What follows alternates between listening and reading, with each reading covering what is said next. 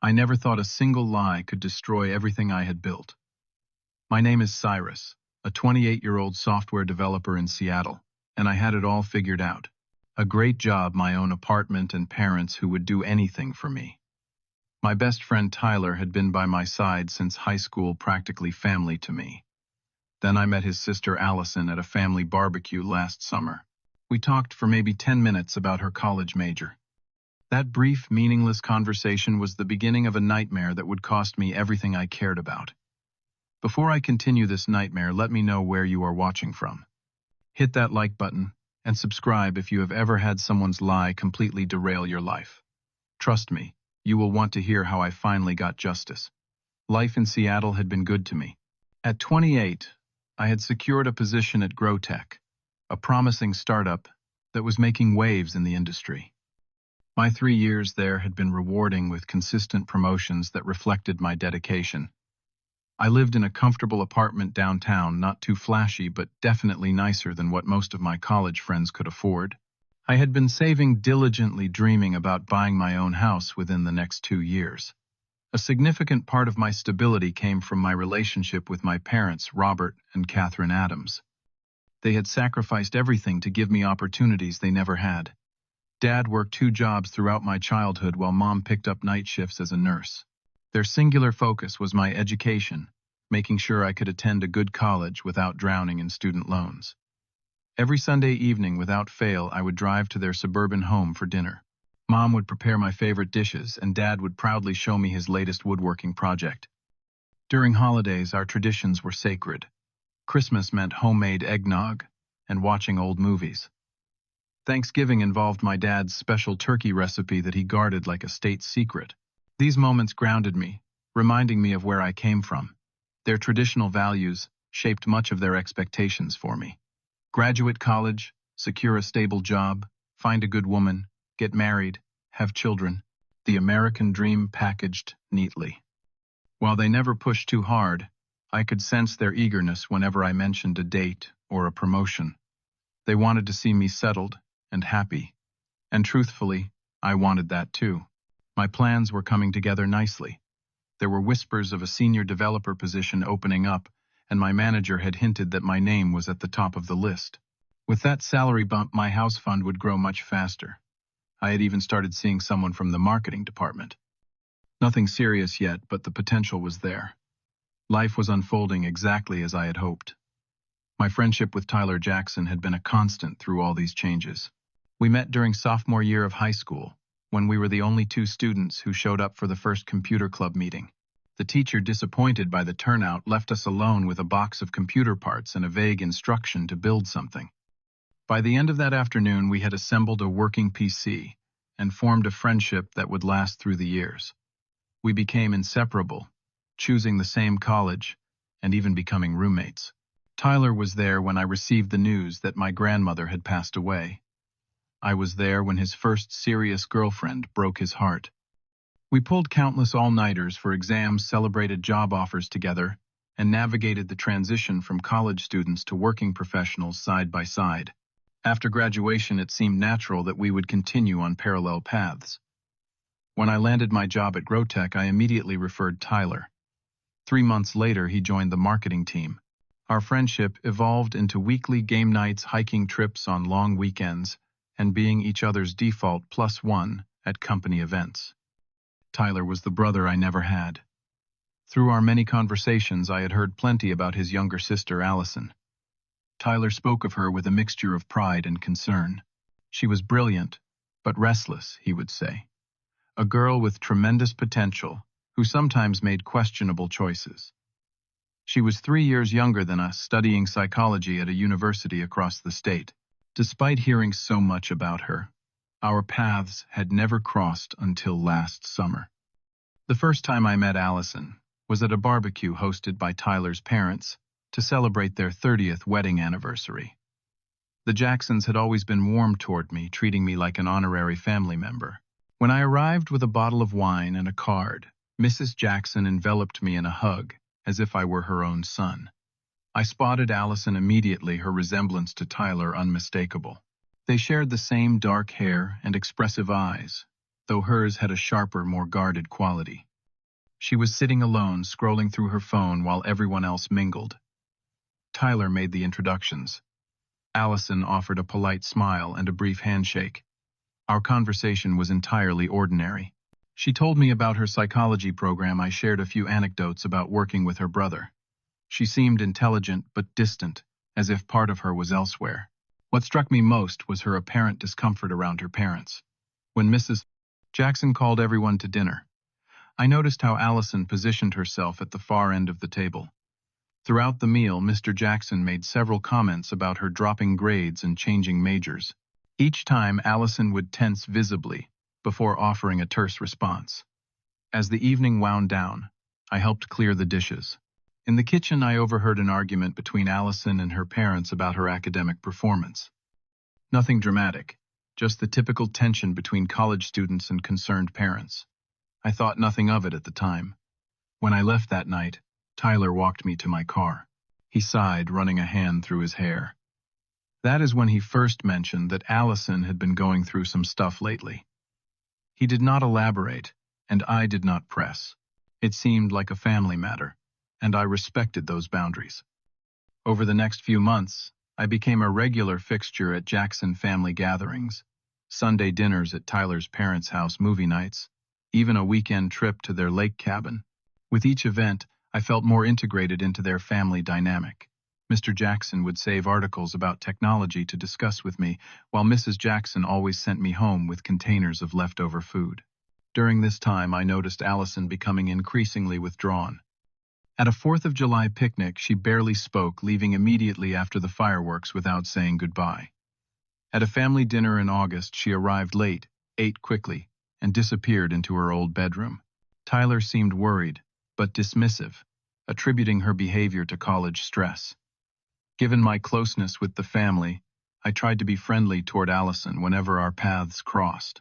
Nothing more than casual kindness toward my best friend's sister. Once, when everyone was watching a football game, I noticed her struggling with her laptop and offered to help. The problem was simple, a minor malware issue that I fixed in 20 minutes. She thanked me, seeming genuinely grateful for the assistance. After that night, we exchanged a handful of text messages, all innocent, all related to the computer problem. She asked a follow-up question about antivirus software. I recommended a program and sent her a link. The entire exchange could not have been more than 10 messages total, spread over a couple of days. Then nothing. Our interaction returned to brief greetings at family events. By late September, Allison stopped attending family gatherings altogether. Tyler mentioned that she had been missing classes and not returning his calls. He was clearly concerned, sharing that their parents were considering driving up to her university to check on her. I offered to talk to her, thinking maybe she would respond better to someone who was not family. Tyler appreciated the gesture but said he would handle it. Still, I sent her a brief text, just a friendly message saying that Tyler seemed worried and asking if everything was okay. Her response was cryptic. Just fine. Nothing to worry about. Things will work out. The vagueness was concerning, but it was not my place to pry.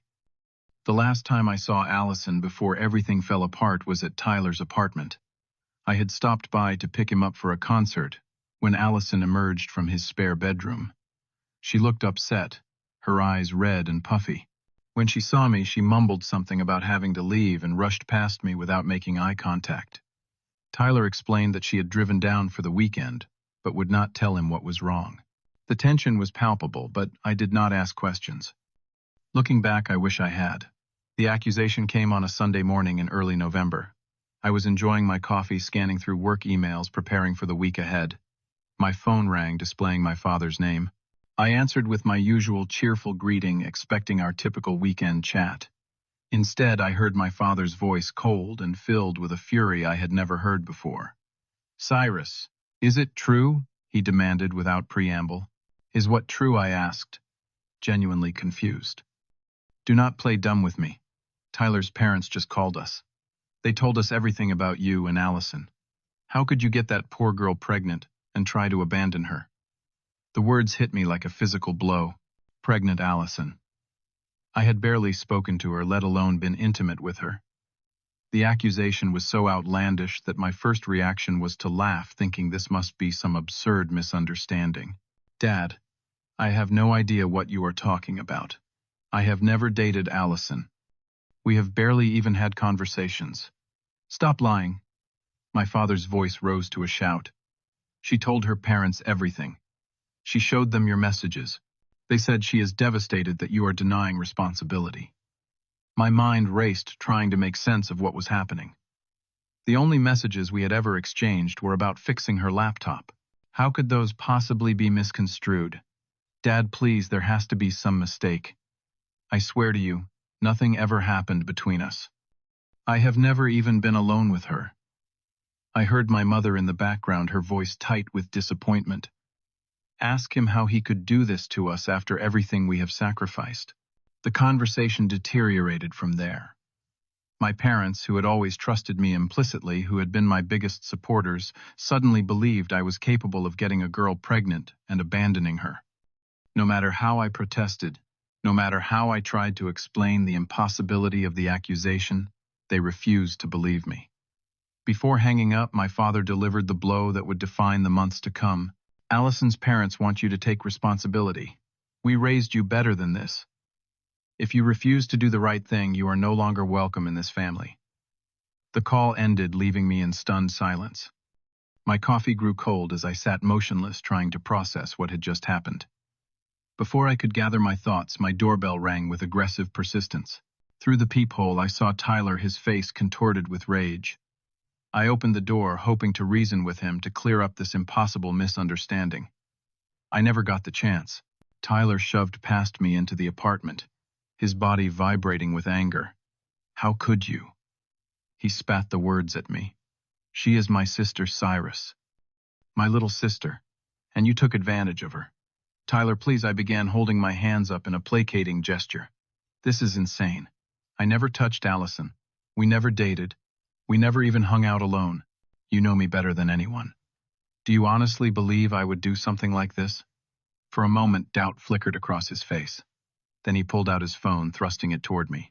What I saw made my blood run cold. Screenshots of text messages between Allison and someone saved as Cyrus. Intimate messages discussing feelings, arranging meetups, things I had never written.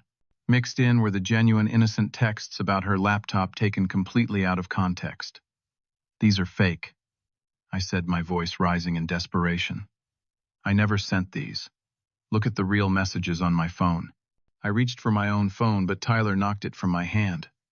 There was also a photo clearly taken at the barbecue, where we first met, showing us talking. Nothing incriminating, just two people in conversation, but presented as evidence of some secret relationship. She trusted you, Tyler hissed. My parents welcomed you into our home, and this is how you repay us. I tried again to reason with him, to remind him of our decade of friendship, to appeal to his logical mind, but his anger left no room for reason. When I insisted on my innocence one more time, he lunged at me. I dodged, and he crashed into my coffee table, sending mugs and magazines flying. The commotion brought my neighbor into the hallway. He was an off-duty security guard, who, seeing the situation, intervened. As Tyler was escorted out, still shouting accusations, neighbors peeked from their doorways, witnessing my humiliation. My closest friend, now my most vehement accuser. The following day, I received a text from my mother, summoning me to their house for a discussion. Despite everything, I felt a flicker of hope. Perhaps they had calmed down. Perhaps they were ready to listen. I was wrong. I walked into an ambush. Seated in my parents' living room were not just my mother and father, but also Tyler's parents and Allison herself. She sat with her head down, occasionally dabbing at her eyes with a tissue. When she looked up at me, I searched for some clue, some explanation for why she had fabricated this elaborate lie. Her eyes revealed nothing. My father spoke first, his voice clinical, detached. We have asked you here to give you one last chance to do the right thing. Allison is 8 weeks pregnant.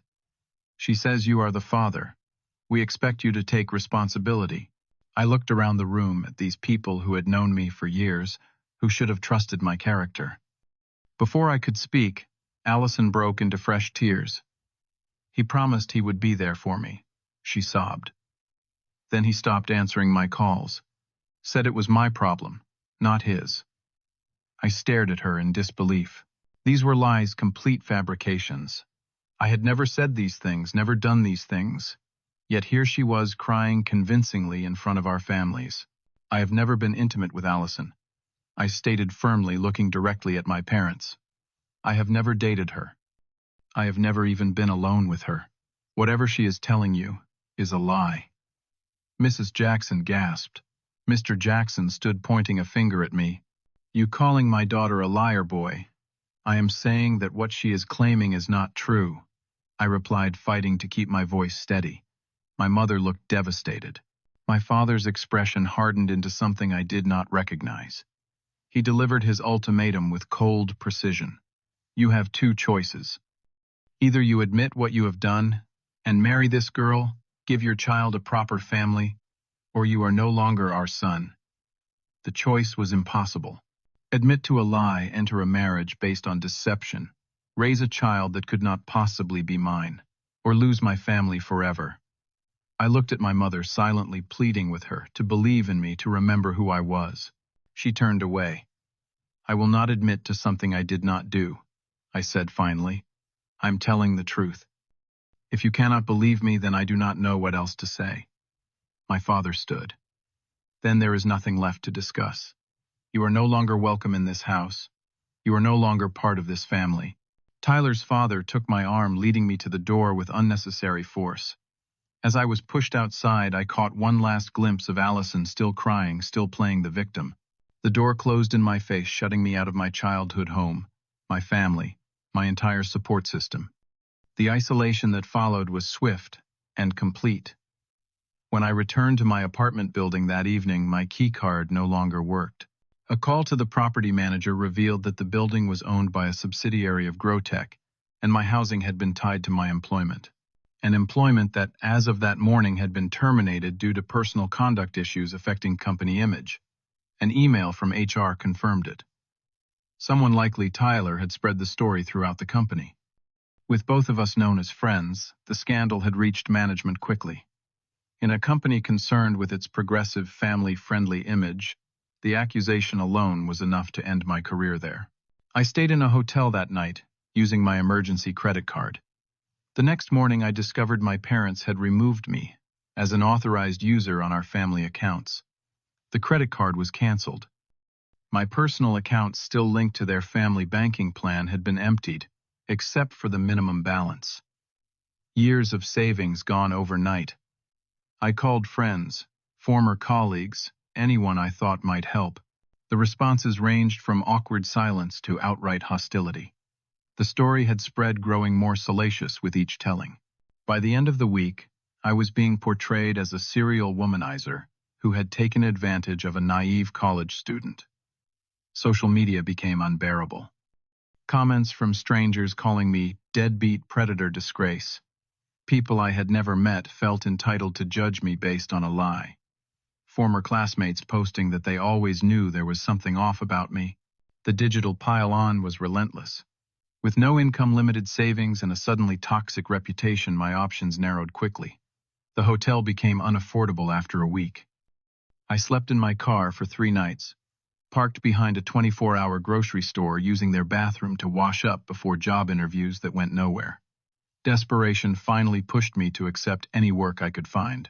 A convenience store on the edge of the city hired me as a night cashier, not bothering to check references or social media.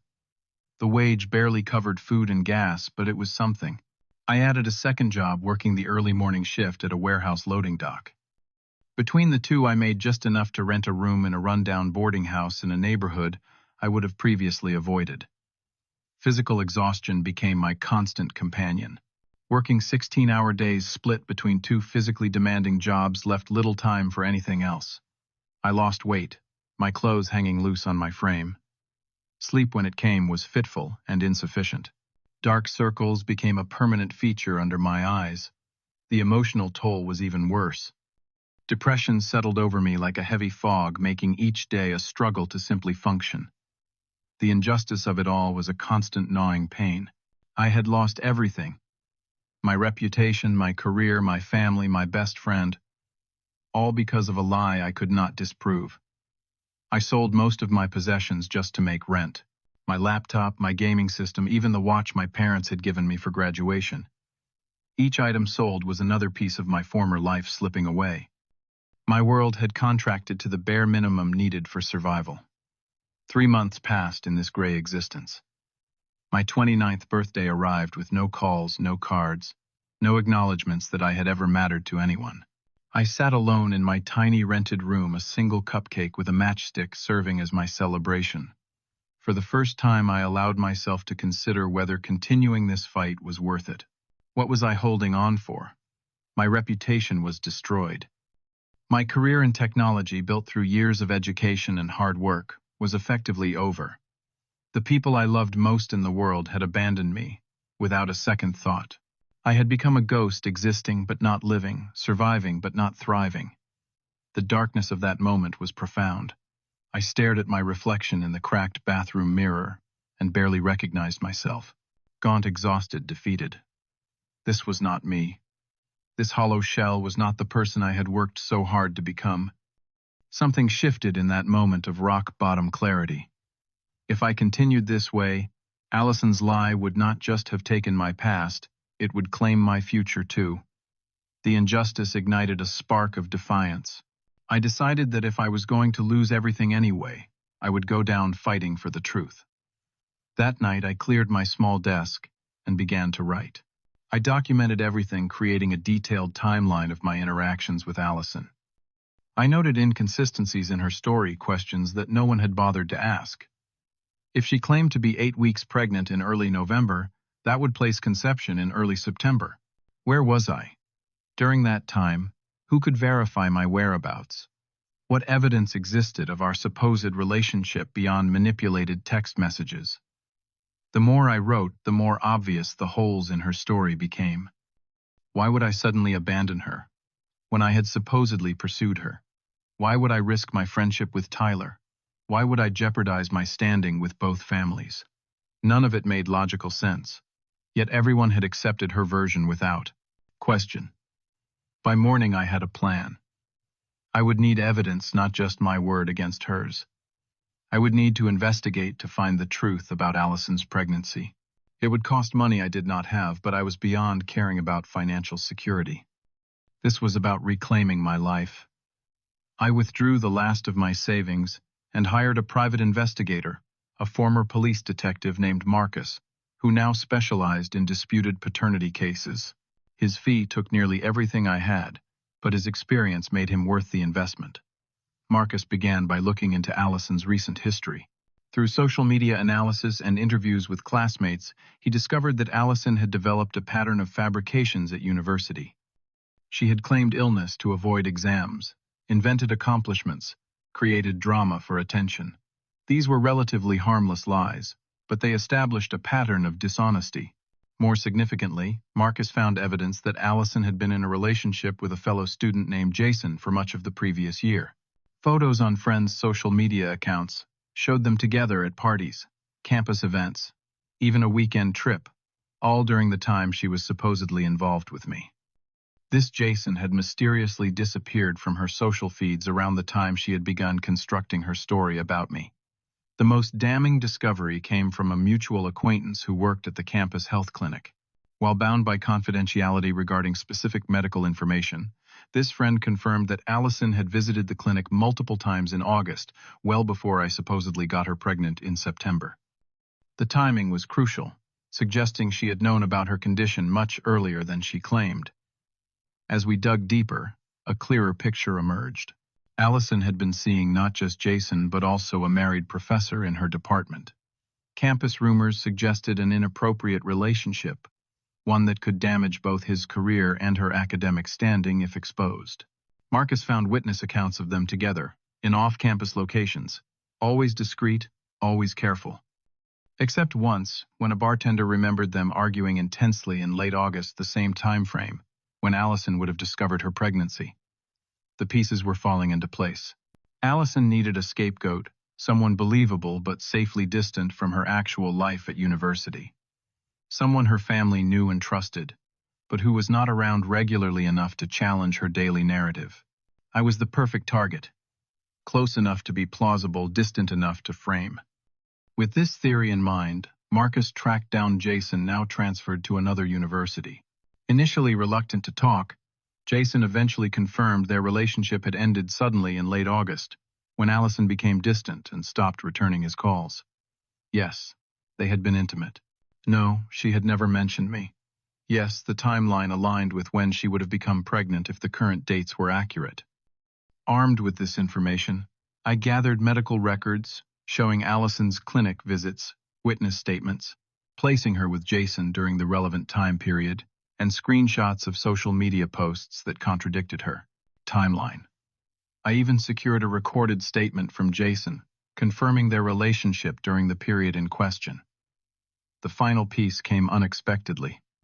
Madison, a friend of Allison's who had become uncomfortable with the deception, contacted Marcus after hearing about his inquiries. She provided a recording of Allison, admitting she had never been involved with me, but needed someone to take the blame. The professor had threatened to fail her if she named him, and Jason had blocked her after learning of her other relationship. In the recording, Allison justified her choice, saying everyone already thought of me as family, so it would be more believable that I would feel responsible. With this evidence compiled, I reached out to Tyler, through a mutual friend who had remained neutral in the conflict. Tyler initially refused to meet, but curiosity, and perhaps a small seed of doubt, convinced him to hear me out. We agreed to meet at a public library, neutral territory where neither of us would feel threatened. I arrived early, arranging the evidence chronologically. When Tyler sat across from me, his hostility was palpable but contained. I did not waste time with pleasantries or accusations. I simply pushed the folder toward him. "Just look," I said. "If you still think I am lying after seeing everything, I will walk away and never contact you or your family again." Tyler hesitated, then opened the folder. I watched as he reviewed the timeline, the witness statements, the photos. His expression shifted from skepticism to confusion to the beginning of doubt. When he reached Madison's statement, he looked up, conflict evident in his eyes. "This could all be fabricated," he said, but his tone lacked conviction. I pulled out my phone and called Jason on speaker. The conversation was brief but devastating for Tyler. Jason confirmed everything, his voice steady, as he described his relationship with Allison, the timeline of their breakup, and his surprise at learning about her accusations against me. As Tyler processed this information, his phone rang. It was Madison, the friend who had provided the recording. She had decided to come forward, completely telling Tyler directly what she knew.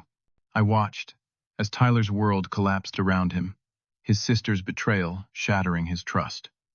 "I need to talk to Allison," he said finally, his voice hollow. We agreed to confront her together. Tyler arranged a meeting at his apartment, telling Allison he wanted to discuss family support for her and the baby. When she arrived and found me there as well, her face drained of color. "What is he doing here?" she demanded, backing toward the door. Tyler blocked her exit. "We know the truth, Allison. All of it. About Jason, about the professor, about the timeline. We have proof." For several minutes, Allison maintained her story, tears flowing on command, as she accused me of fabricating evidence to avoid responsibility. But as Tyler methodically presented each piece of evidence, her performance began to crumble. When he played Madison's recording, she finally broke. "The professor would have ruined me," she sobbed. "Jason blocked me everywhere. I needed someone who would take responsibility, someone everyone would believe." Her admission, while a relief, brought no satisfaction, only a profound sadness at the damage her lie had caused. Tyler was devastated, torn between anger at his sister's betrayal and guilt over his role in perpetuating it. "You have to tell Mom and Dad," Tyler insisted. "And Cyrus's parents. Everyone who believes this lie needs to hear the truth from you." Allison's resistance was immediate but short-lived. With both of us standing firm, she eventually agreed to tell the truth. Not for my sake, I suspected, but because the evidence made continuing the lie impossible. The meeting was arranged for the following Sunday, both families together just as they had been when they condemned me. I arrived with Tyler, my evidence folder tucked under my arm just in case. Allison came separately, having spent the night composing herself for the confession. Walking into my parents' home after months of exile was surreal. Everything looked the same.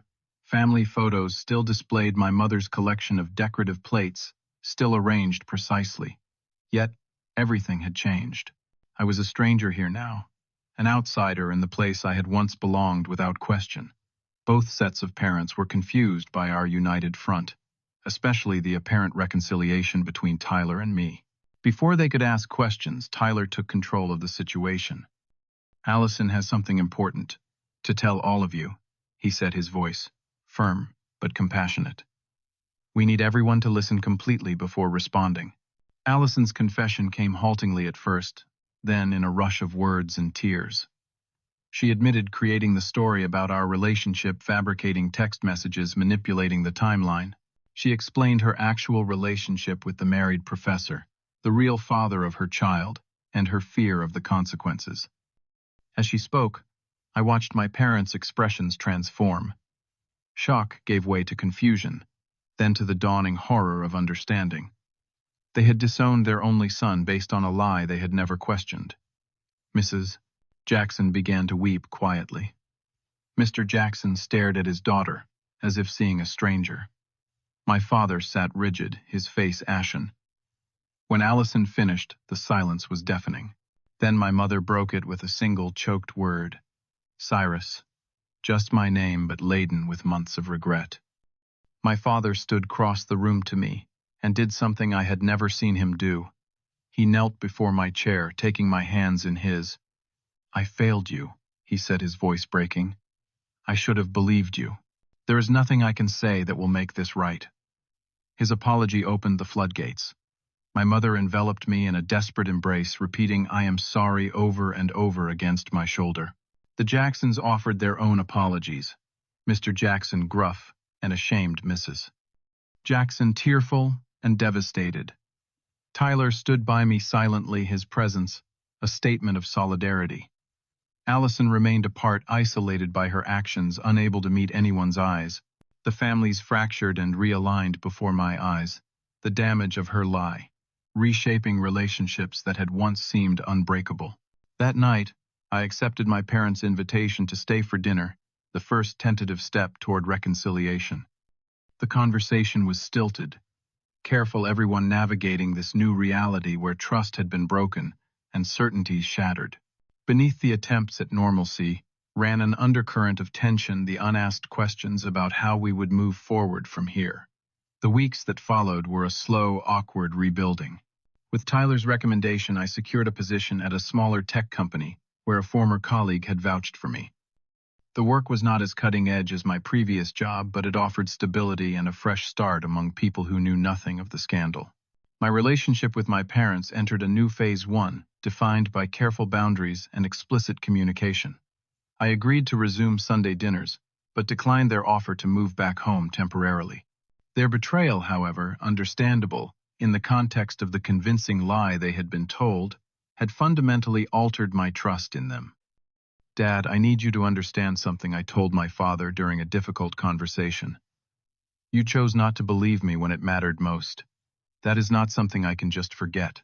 My mother cried at this, but my father nodded, accepting the hard truth. "We will spend the rest of our lives making this right," he promised, "however long it takes."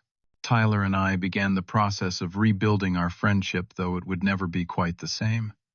The easy camaraderie of our earlier years was replaced by a more measured connection. We still met for occasional dinners or games, but there was always an awareness of how quickly trust could be broken, how devastating the consequences could be. As for Allison, I chose distance. She sent a formal written apology that felt hollow, probably composed at her parents' insistence. I acknowledged it, but made no effort to maintain any kind of relationship. Her choices had cost me nearly everything, and while I did not wish her ill, I could not pretend forgiveness I did not feel. The emotional toll required professional help to process. I began seeing a therapist, working through the trauma of being falsely accused, abandoned, and ostracized. These sessions helped me understand that my anger was valid, that healing would not follow a neat timeline, that forgiveness, if it came at all, would be on my terms and in my time. Through therapy, I also connected with a support group for people who had been falsely accused of various wrongdoings. Their stories reflected my own experience of how quickly reputations could be destroyed, how readily people believed the worst, how systems designed for justice often perpetuated injustice instead. These connections became a crucial part of my healing. I made new friends, people who knew me for who I was, rather than the person Allison's lie had portrayed me to be.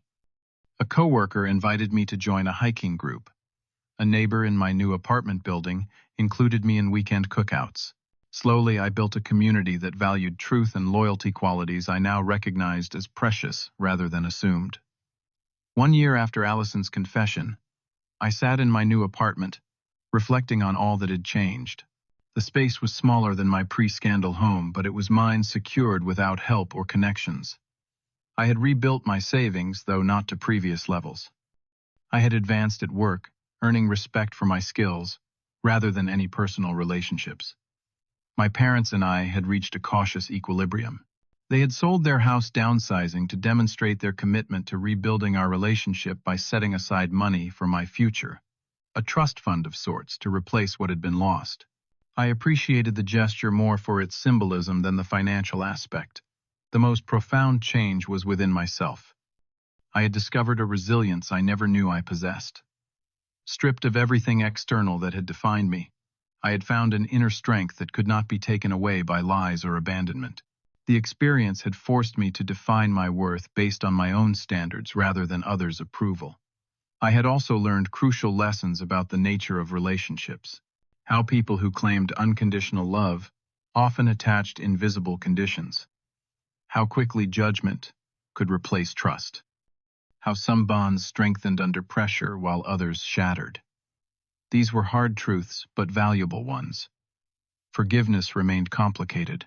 Not a single moment of absolution, but an ongoing process with steps forward and back. I had forgiven my parents enough to allow them back into my life, though our relationship would never return to its former uncomplicated trust. I had forgiven Tyler enough to maintain a friendship, though, with clearer boundaries. Forgiving Allison was something I worked on not for her benefit, but for my own peace.